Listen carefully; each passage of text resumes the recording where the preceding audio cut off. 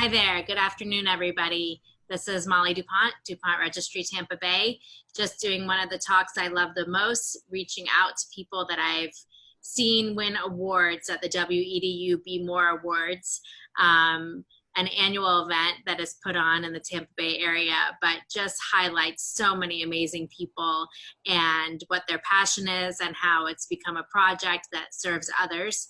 And I'm pleased to introduce you to Pat Simmons, Bikes for Christ, and we're just gonna catch you all up on what his organization does to help get bikes out, the way that people can use them in our community and people who are in great need for transportation. So Pat, why don't you tell us about how Bikes for Christ got started? Okay.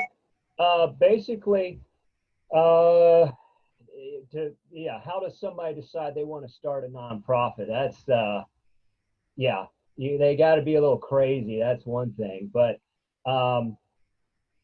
what really put a fire in me is that in 2015, I took a mission trip with my church down to Nicaragua, and I saw how people live in true poverty, not the poverty that we have here in the States, but I'm talking about these people have absolutely zero resources to help them out. Well, I came back here and I was on fire. I knew I wanted to do something. I knew I wanted to make a difference. I didn't know how to do that. So I started getting involved with some different ministries that work directly with those in need by doing feedings, which, that makes the most sense. There's a lot of that going on around here. So I got involved with one, then I got involved with another. And then finally the light bulb goes off above my head and says, you can help these people with transportation, because I'm an avid cyclist. I had been wanting for a long time to combine my love of cycling with something that actually had purpose. Now I had that purpose. So how we started was just by me placing simple ads, asking for donations on Facebook, yard sale and garage sale sites. And we started getting donations. And at this point, I'm just a one-man operation. And so I needed a place to fix the bikes up. I found a little bike shop that was willing to help me, that would only charge me half price to do that. And fast forward, that was March of 2016 when we started.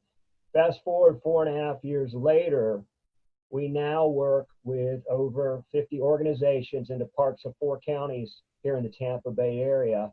And those organizations have case managers that work directly with the clients in need. And if they feel like a bicycle could be life-changing for that individual, then they place a referral order with us. And of course, we are Bikes for Christ, so we also give out a Gospel of John with every bike that we give out. So that's basically a lot of the story there. That's a great story, and I love that you were able to take action with something that you have a passion about and share it with others. And it seems like you made a quick fix of wanting to do something. Do you know how many bikes you've gotten to people in need over the last 4.5 years? I don't have an exact total on that, because really the first 1.5 years, before we got our nonprofit status, it was hard we weren't tracking really that well. I can tell you this, even with the pandemic that we've experienced this year, we're up to 220 bicycles this year. I mean, that's even with the slowdown, because I looked at the figures. We started off gangbusters the beginning of the month, or the beginning of 2020. And then in March, the numbers, of course, dropped because these agencies are trying to figure out how do we continue to stay open and deal with everything going on, but yet still provide services to those in need. So you saw the numbers drop, but they've consistently come back up, where this month we're up to about 35 orders, and we're almost at the end of the month. And so tell our viewers, how can they help? How do we get extra bikes to you? Do you buy new bikes? Do you take used bikes? How does that whole part work? Okay, it's pretty simple.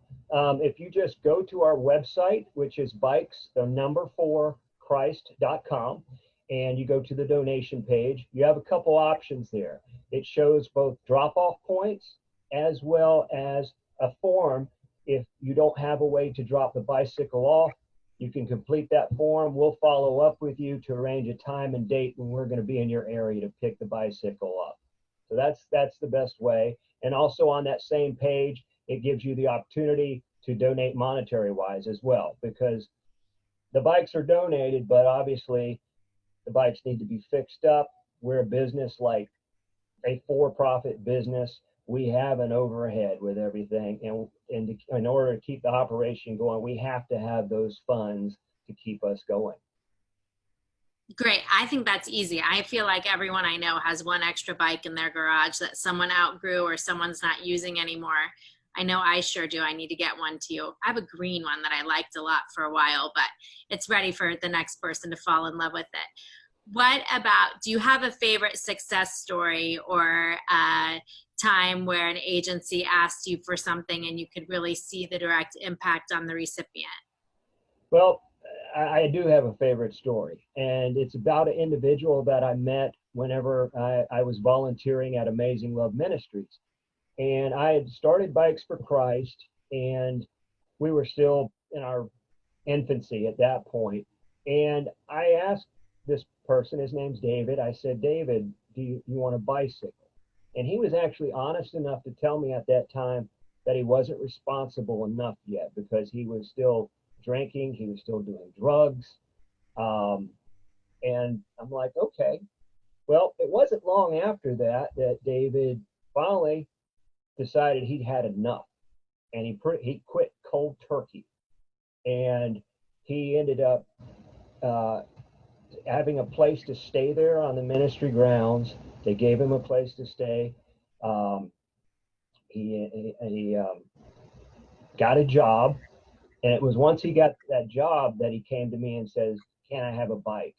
So it was actually the day after Christmas, I want to say coming up on 3 years ago, that I was able to deliver a bike to him, which was like a well-earned Christmas present. So fast forward to today. I'm happy to tell you, David's still clean and sober. David's still working. And he's donated back at least 4 bicycles to us. Oh, that is so it's like great. The circle of life. Right? Like you couldn't have even imagined that would happen. And now it's something that you can really use and get help from someone that you've helped. I was looking for the right word today to say to someone, and I was like, is it a passage? Is it a quote? Is it a piece of scripture? But to be able to be a blessing to others often blesses ourselves just as much. And it's so neat that you were able to pass that on to him, and that he realized, I think many people take advantage of having a bike. Like, I'm used to having a car, having a bike, right. And how much having a bike can truly help someone get to and from a job, or to and from recovery meetings, or to and from appointments that they need to be able to get on with their lives. Absolutely.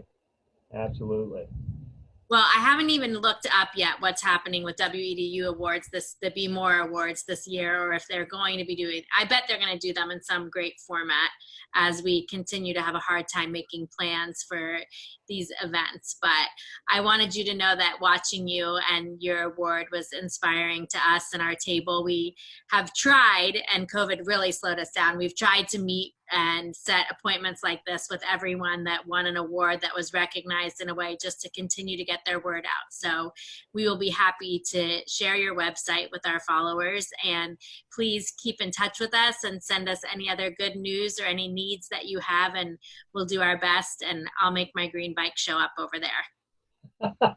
That would be great. I really appreciate that, and thank you. Thank you so much for your time today, and for hopefully inspiring someone who's watching to follow up on their passion and find it a way to serve others. Thank you so much, Pat. Thank you, Molly.